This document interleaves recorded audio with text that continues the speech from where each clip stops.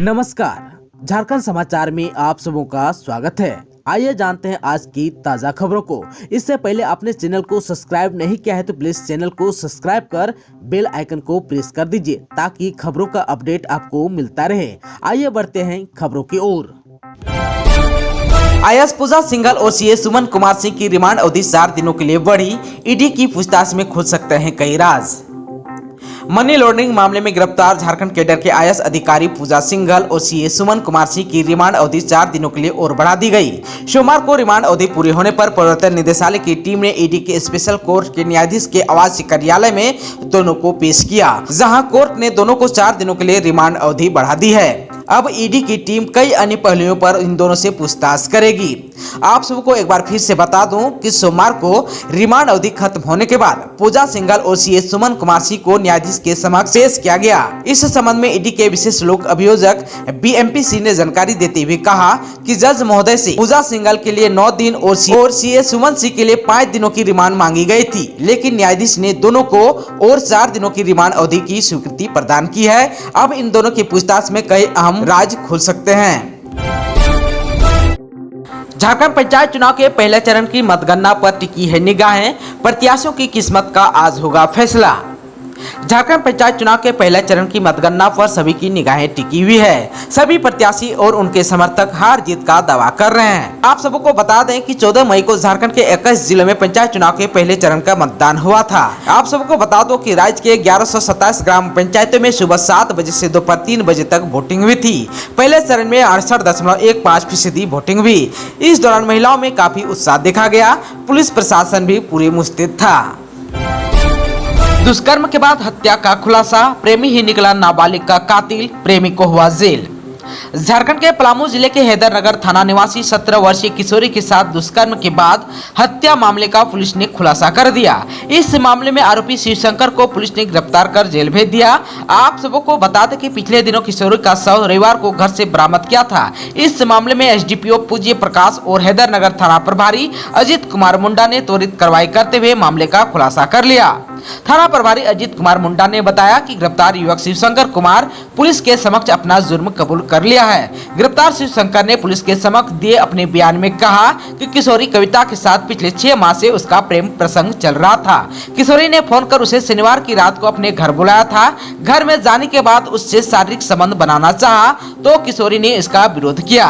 शिवशंकर ने पुलिस को बताया कि कविता अन्य युवकों से भी बातचीत करती थी। इसी गुस्से में उसने कविता को गुस्सा मारा और उसका मुंह नाक दबाकर उसे मारने की कोशिश की। इससे वह अचेत होकर गिर गई। वह रात्रि को ही भाग खड़ा हुआ।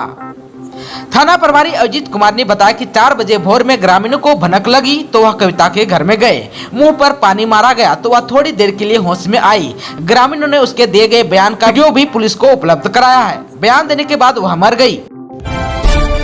बच्चे को विमान में नहीं बैठने देने के मामले में बुरी तरह फंसा इंडिगो, डीजीसीए ने जारी किया है नोटिस। दिव्यांग बच्चे को विमान में नहीं बैठने देने के मामले में इंडिगो फंस गया है। नागर विमानन महानिदेशालय ने इस संबंध में इंडिगो को नोटिस जारी किया है। विमानन कंपनी से 10 दिनों में अपना पक्ष रखने के लिए इस बारे में कहा गया है। डीजीसीए ने सोमवार को कहा कि रांची के बिरसा मुंडा एयरपोर्ट पर 7 मई को एक दिव्यांग बच्चे को विमान में बैठने की अनुमति नहीं देने के मामले में एक तथ्यान्वेषी समिति ने इंडिगो के कर्मचारी को नियमों का प्रथम दृष्टया उल्लंघन करते पाया है। इसके बाद विमानन कंपनी को कारण बताओ नोटिस जारी किया गया है।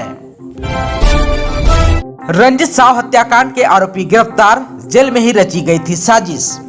झरिया के एमआरएफ टायर शोरूम के मालिक रंजित साव की हत्या के आरोप में पुलिस ने भागा स्टेशन रोड निवासी विजय गर्ग और लोधना मोड़ रसूलबाद निवासी हुमायूं को झरिया से गिरफ्तार किया है। विजय पीडीएस घोटाले का आरोपी है। हुमायूं के पास से घटना में प्रयुक्त एक पिस्टल और मोबाइल भी जब्त किया गया। एसएसपी संजीव कुमार ने अपने कार्यालय पक्ष में पत्रकारों को बताया कि विजय गर्ग पीडीएस अनाज की कालाबाजारी करता था।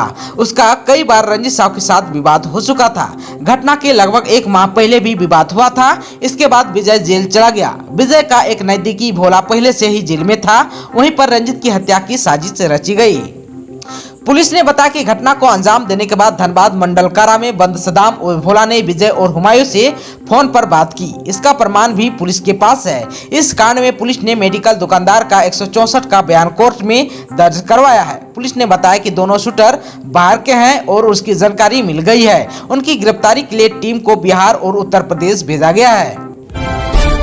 भीषण गर्मी और उमस के बीच हल्की बूंदाबूंदी से मिली राहत।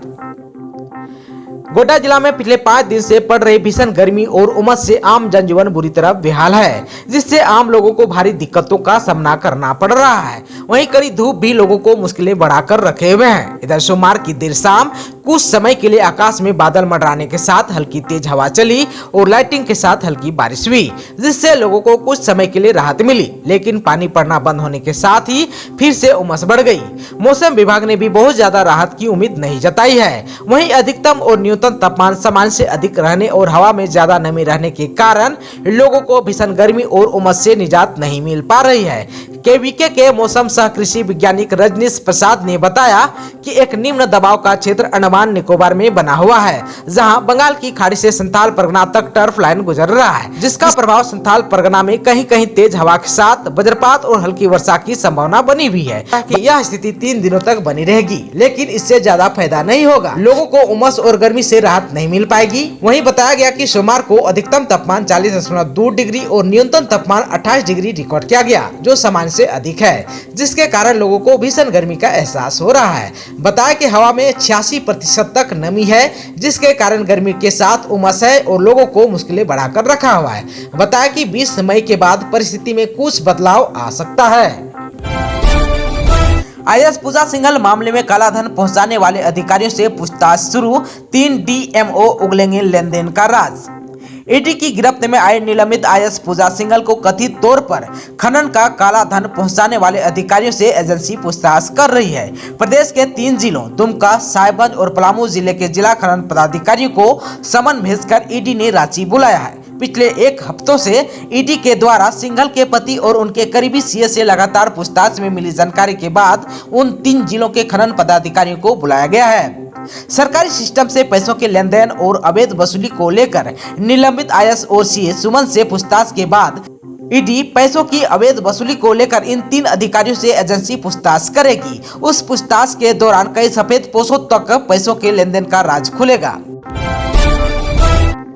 दोस्तों, अभी तक आपने चैनल को सब्सक्राइब नहीं किया है तो प्लीज चैनल को सब्सक्राइब कर बेल आइकन को प्रेस कर दीजिए, ताकि खबरों का अपडेट आपको मिलता रहे। इसके साथ ही आज की खबरों में बस इतना ही। हमें दीजिए इजाजत। नमस्कार।